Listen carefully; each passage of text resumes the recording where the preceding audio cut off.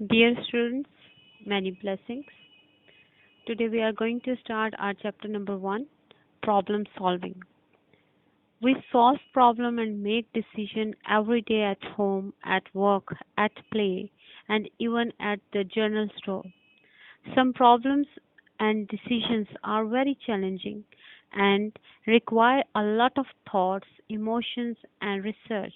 However, whatever the nature of the problem is, we always try to find multiple solutions so that we have option to choose the best one.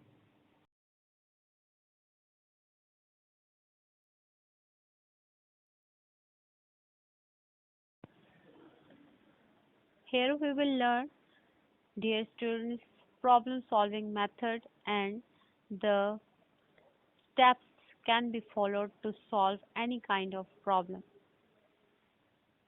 What is problem solving method? Problem solving method is a skill which can be developed by following a well organized approach. Now we'll come to know the steps which we'll take to solve any kind of problem. These steps cannot be changed. These steps we have to learn in sequence. One, then second one, then third one, then fourth one. We cannot change the position of these steps. Number one step is problem identification. Number two is specify requirements. Number three is analyze the problem. Number four, design algorithm and draw flowchart. Write. Number five is write the program. It's also called coding. Number six is test and debugging the program.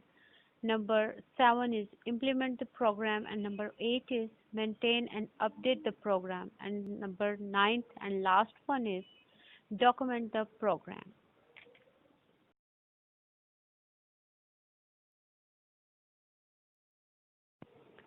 Dear students, now we will discuss the first step of problem solving method, that is problem identification. At this stage, the problem being solved is observed carefully. Major areas of concern are identified and the irrelevant information is filtered out. इस method में first step method में हम क्या करते हैं कि आपने इस बात को अंडरस्टैंड करना है कि आप जो भी काम कर रहे हैं वो आपके लिए एक प्रॉब्लम है, ठीक है, और उस प्रॉब्लम को आपने सॉल्व करना है। आपने अंडरस्टैंड करना है कि इन एक्चुअल आपको प्रॉब्लम है क्या। इसको एक मैं छोटी सी एग्जांपल के साथ आपको डिफाइन करती हूँ। फॉर एग्जांपल, आप एक सिंपल कैलकुलेटर बनाना चाह रहे हैं। तो सिंपल कैलकुलेटर बनाने के लिए डियर स्टूडेंट्स, आपको किस किस चीज़ की ज़रूरत है?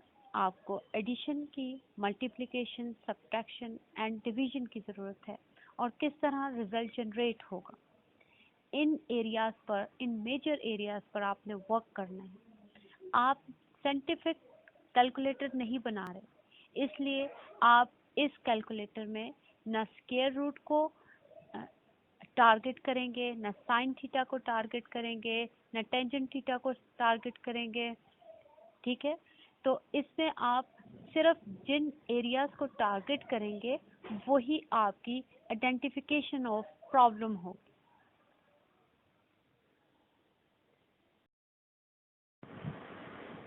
Now we are going to learn the second step of problem solving method, that is specify requirement. In this stage, most of the users cannot explain their exact software requirements. They are uncertain about what they want to do with the software. So they appear with a vague set of requirements in mind, which may lead to a wrong solution. इस step में most of the users को exactly पता ही नहीं होता कि वो किस software की हेल्प से वो अपनी प्रॉब्लम को सॉल्व कर सकते हैं। तो जब वो डिफरेंट उनके माइंड में आइडियाज़ आते हैं और डिफरेंट सॉफ्टवेयर को यूज़ करते हैं या डिफरेंट सॉफ्टवेयर ले आते हैं अपने प्रॉब्लम सॉल्व करने के लिए, तो उनके माइंड में एक अजीब सा कशमकश चलती है और रिक्वायरमेंट्स के मुताबिक जब उनका माइंड सेटल नहीं होता तो रॉन्ग सोल्यूशन आती है हमेशा सामने। तो जब भी हमें स्पेसिफाई रिक्वायरमेंट के बारे में सोचना है प्रॉब्लम सॉल्विंग मेथड में, तो हमें एग्जैक्ट सॉफ्टवेयर की रिक्वायरमेंट को यूज़ भी करना है कि कौन सा एग्जैक्ट सॉफ्टवेयर है जिसके थ्रू हम अपने काम को कर सकते हैं।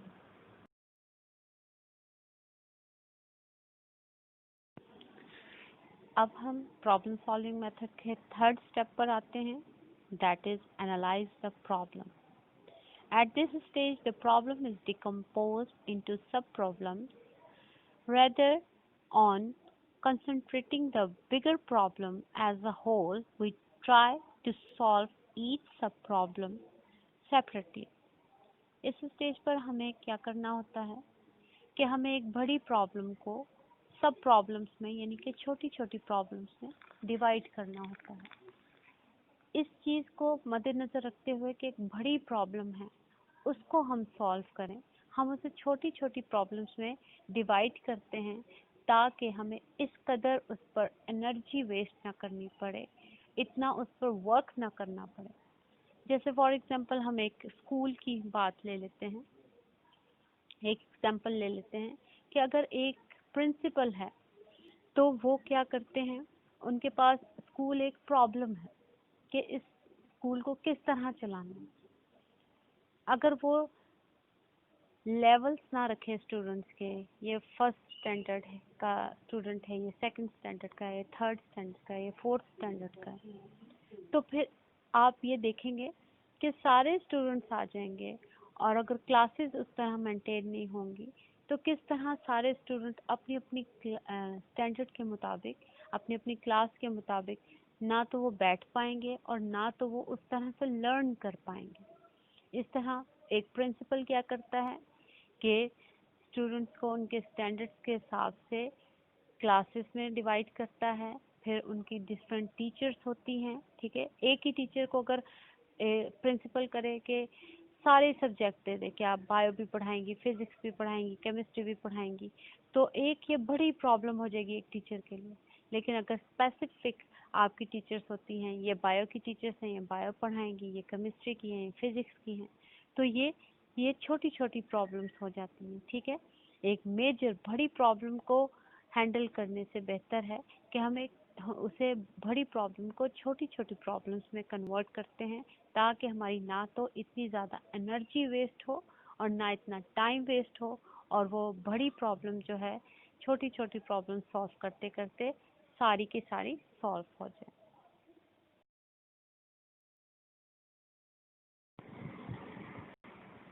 Now we are going to discuss our fourth step of problem solving method, that is design algorithm and draw flowchart.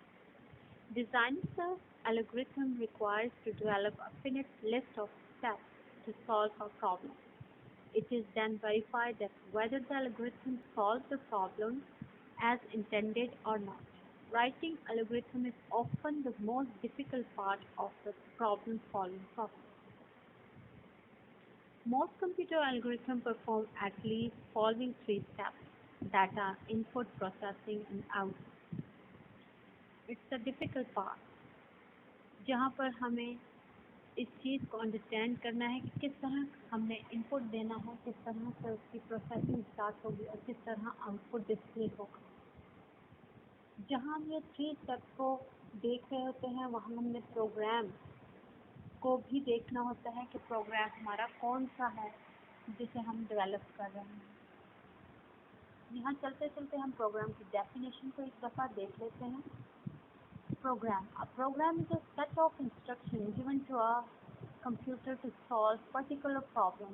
It is written in a programming language. Programming language always programmer लिखता है और उसमें किसी तरह का bug नहीं आना चाहिए। Bug, you know very well, bug is an error. अगर कोई भी बग आ जाता है तो हमारा प्रोग्राम जो है वो रन नहीं है। इसके लिए हम डेप्थ चेकिंग करते हैं। व्हाट इज डेप्थ चेकिंग, अब इसे देखते हैं। It is a process of carefully observing the working of an algorithm on the paper for some test data. Algorithm is provided a variable set of input for which the output is examined. ये एक ऐसा process है जहाँ पर हम carefully देखते होते हैं, पेपर पर इसे ड्रॉ किया होता है हमने, और देख रहे होते हैं कि हमारा प्रोग्राम जो है, प्रोसेस जो हो रहा है प्रॉब्लम सॉल्विंग मेथड का, ये वर्क करेगा भी कि नहीं करेगा, इसे केयरफुली एग्जाम किया जाता है। फोर्थ स्टेप का अब हम बी पार्ट स्टडी करने जा रहे हैं। Fourth step design algorithm and draw flow chart का हम बी स्टेप पढ़ रहे हैं, draw flow chart. Draw flow chart is fact map the algorithm to a pictorial representation which helps in understanding the flow of the control and data in the algorithm. Flow chart हमें pictorial representation provide करता है to understand the flow of control of data in the algorithm, जो हमने paper पर draw किया होता है algorithm. जैसे मैंने आपको पहले बताया कि जब हम एल्गोरिथम किसी भी प्रोग्राम का बना लेते हैं तो उसको पेपर पर ड्रॉ करते हैं कि किस तरह the control of data flow कर रहा है। तो इस चीज़ को हम जब पिक्टोरियल रिप्रेजेंटेशन में प्रेजेंट करते हैं तो ये हमारे लिए और ज़्यादा क्लियर हो जाता है कि फ़्लो किस तरह फ्लो कर, डाटा कहाँ किस तरह फ्लो कर रहा है। फॉर एग्ज़ाम्पल आप देखें, अगर आप एक मैच देख रहे हैं तो अगर आपको रिटन फॉर्म में 12 प्लेयर्स के बारे में बता दिया जाए कि ये कब इसने कौन सी बॉल पर खेलना शुरू किया और कब ये आउट हो गया, तो और एक आपको पिक्टोरियल रिप्रेजेंटेशन दे दी जाए कि ये इसका ग्राफ बन रहा है पिक्टोरियल रिप्रेजेंटेशन के, यहाँ पर इस स्कोर पर ये प्लेयर आउट हो गया, यहाँ से इसने खेलना शुरू किया, तो आप किस चीज़ को जल्दी अंडरस्टैंड करेंगे? That is pictorial representation. In fact you can understand also the written form also, लेकिन जो लिखा होगा उस पर आपको टाइम भी लगेगा, लेकिन जब आपको पिक्टोरियल रिप्रेजेंटेशन मिल जाएगी तो उसको देखते ही आप अंडरस्टैंड कर जाएंगे। This is the benefit of draw flow chart.